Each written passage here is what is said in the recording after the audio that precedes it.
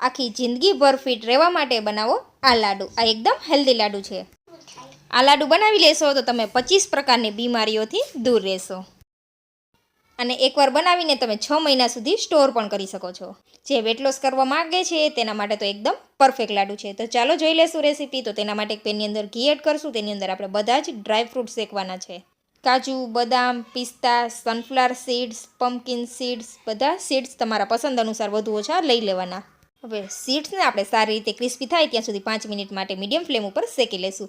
ફરી તે જ પેનની અંદર આપણે 1 ચમચી ઘી એડ કરશું. તેમાં આપણે ખજૂરને સારી રીતે શેકી લેશું. આ રીતનો નરમ થઈ જાય ત્યાં સુધી આપણે ખજૂરને શેકવાનો છે. લગભગ 5 થી 7 મિનિટ જેવો સમય લાગશે.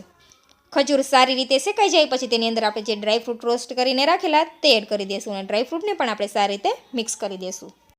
અહીંયા તમે તમારી પસંદ અનુસારના ડ્રાયફ્રૂટ એડ કરી શકો છો. હવે આપણે તેનો સ્વાદ વધારવા માટે અહીંયા થોડું ટોપરાનું